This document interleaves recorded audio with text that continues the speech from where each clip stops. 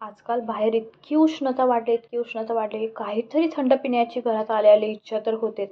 आणि जर का या पद्धतीने तुम्ही कैरीचं पन्ह घरी बनवून ठेवलं तर 8 ते 10 दिवस आरामात हे पन्ह टिकतं आणि उत्तम चवीला देखील आहे, करायला देखील तितकंच सोपं आहे. चला तर बनवूया.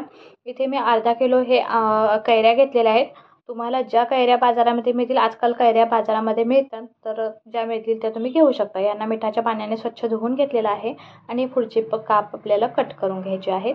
तर इथे मी यांना शिजवण्यासाठी कुकरचा वापर करते. तर थोडंसं पाणी घातलेलं आहे, स्टँड ठेवून त्याच्यावर एक प्लेट ठेवली आहे आणि हे जे कैरी आहे ती डायरेक्ट मी त्याच्यामध्ये ठेवते आहे आणि झाकण लावून आपल्याला याला फक्त एक शिट्टी काढून घ्यायची. जास्त शिट्ट्या केल्या तर ते खूप शिजतं, पूर्ण बिरबिरतं. त्यामुळे एकच शिट्टी बास आहे. वाटलं तर 2 शिट्टी करा, पण 2 शिट्टीमध्ये अगदीच ते शिजलं जातं. त्यामुळे मी सांगेन एकच शिट्टी करा किंवा तुम्ही डायरेक्ट एखाद्या कढईमध्ये वगैरे जरी वाफवून घेतलं 15-20 मिनटं तरी चालेल. आता ह्याच्या सालीसकट, सालीला देखील गर खूप चिकटलेला असतो, तर या पद्धतीनं चमच्याच्या साहाय्याने मी हा गर सगळा काढून घेते. ह्या पद्धतीनं आपण गर काढल्यामुळं काय होतं, सगळा गर आपल्याला व्यवस्थित मिळतो. पण जर का आपण साली काढून वगैरे, म्हणजे तीही पद्धत ठीक आहे, पण मला ही पद्धत जास्त योग्य वाटते.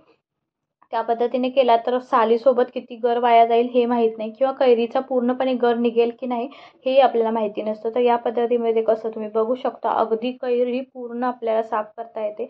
पूर्णच्या पूर्ण गर आपल्याला मिळतो. हे बघा, कैरी पूर्ण निघालेला आहे गर त्याचा.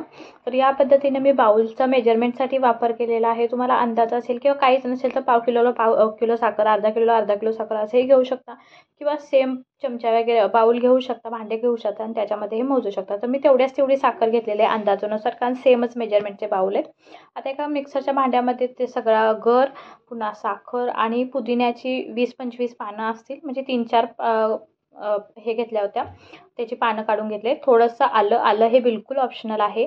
त्याच्यासोबतच 1 चमचा जिरा आणि 1 चमचा काळं मीठ घातलेलं आहे. आता काळं मीठ तुम्हाला वापरायचं असेल तर नक्की वापरा, त्याने खूप छान टेस्ट येते.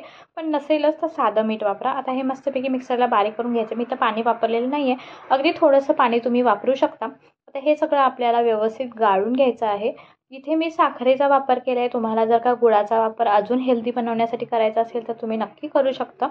मला झटकीपट करायचं होतं, सो मी जे अवेलेबल होतं त्याच्यापासून व्हिडिओ बनवलेला आहे, पण तुम्ही गुळाचा वापर नक्की करा. आता हे सगळं व्यवस्थित गाळून घेण्याचं कारण म्हणजे तुम्हाला गाळून घ्यायचं असेल तर, कारण माझ्या घरी लहान मुलं आहेत, तुम्हाला तर समजलं असेलच तेव्हा ना, तर ते पिताना वगैरे हे होऊ नये, पुदिन्याची पानं वगैरे थोडासा मोठा वगैरे तुकडा राहिला असेल तर, म्हणून हे फक्त गाळून घेतलेलं आहे. आता मस्तपैकी पन्ह तयार करूया. इथे मी 2 ग्लास घेतलेले आहेत, त्याच्यामध्ये 2-3 बर्फाचे तुकडे घातलेले आहेत आणि 3-3 चमचे घातलेले. 2-2 चमचेही इनफ होतं. ग्लासच्या साईजनुसार आणि तुम्हाला केवढं बनवायचं आहे त्याच्यानुसार हे घालू शकता. मी इथे 2 ते 3 चमचे सगळं घातलेलं आहे आणि त्याच्यामध्ये आता मी साधं पाणी वापरते. तुम्हाला थंड पाणी वापरायचं असेल तर वापरू शकता, पण बर्फाचे तुकडे घातलेत आणि खूप पण थंड एकदम जास्त पिऊ नये, सो मी नॉर्मल पाणी घातलेलं आहे, कारण बर्फामुळे ते अजून थंड पाणी होणारच आहे.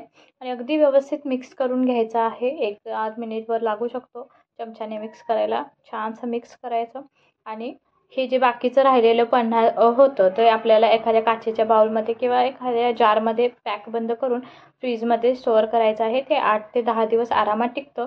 तर मस्तपैकी आपलं पन्ह हे तयार आहे. सो नक्की ट्राय करा आणि या उन्हाळ्यात मस्त थंडगार पाण्याचा आस्वाद घ्या. व्हिडिओला लाईक, सबस्क्राईब मात्र करायला विसरू